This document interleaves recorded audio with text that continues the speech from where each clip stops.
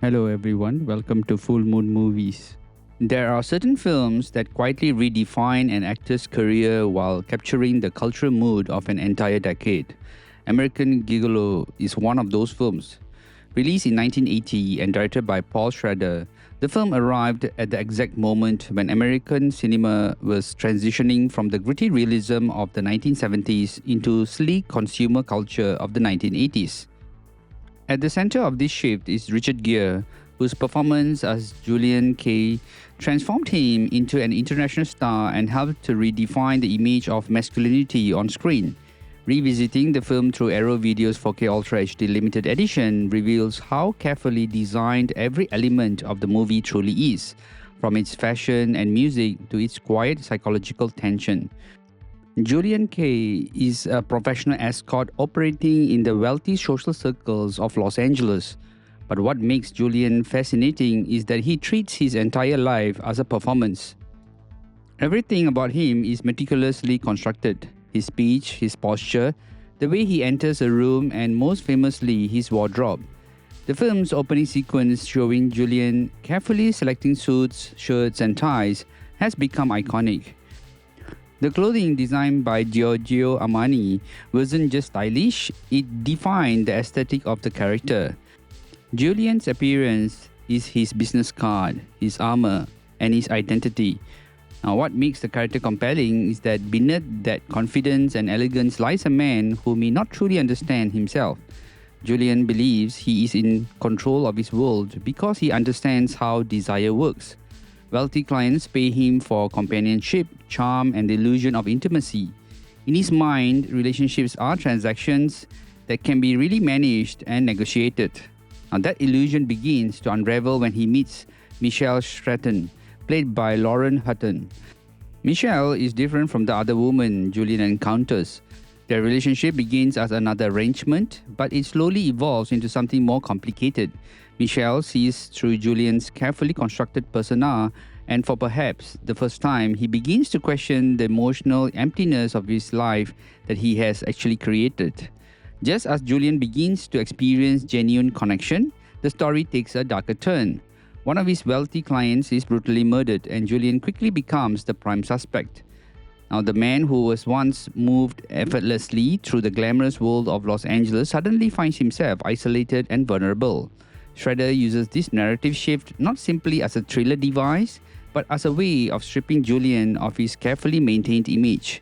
The gigolo, who believed he could actually manipulate every situation, now realizes that he has a very little control over the forces around him. One of the film's most memorable moments occurs when Julian realizes that he is being framed. The camera lingers on his face as the confident mask begins to crack. Richard Gere plays the moment with remarkable restraint. Rather than dramatic outbursts, the emotion appears in small gestures such as hesitation, fear in the eyes, and the slow realization that his life may collapse overnight. It is this subtle performance that elevates the film beyond a simple crime thriller into a deeper character study. Paul Schrader's direction focuses heavily on atmosphere and psychology. Known for his writing in Taxi Driver, Schrader often explores characters who feel alienated from the world around them. Julian Kay fits that perfectly within this tradition. Los Angeles is portrayed not as a vibrant city, but as a landscape of glossy surfaces and emotional emptiness. Luxury homes, expensive cars, and neon-lit streets create a seductive environment that feels strangely hollow. The cinematography emphasizes this mood beautifully. Interiors often appear spacious yet cold, reinforcing the idea that wealth does not necessarily bring emotional warmth. The lighting, particularly in the nighttime scenes, creates a noir-like atmosphere that blends glamour with tension.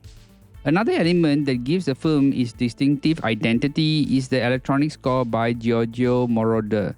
Moroder's music adds a futuristic quality that perfectly captured the emerging sound of the 1980s.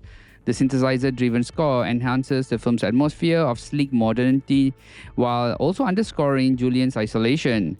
At the time of its release, American Gigolo generated considerable attention for its bold themes and sensual tone. The film was a commercial success and played a major role in turning Richard Gere into a global star.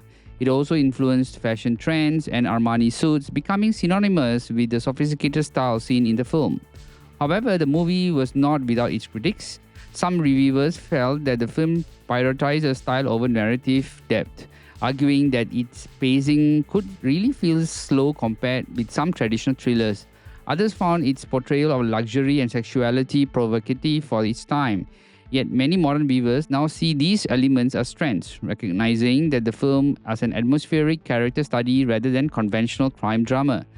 Arrow Video's 4K Ultra HD limited edition allows audiences and collectors to experience the film in remarkable quality.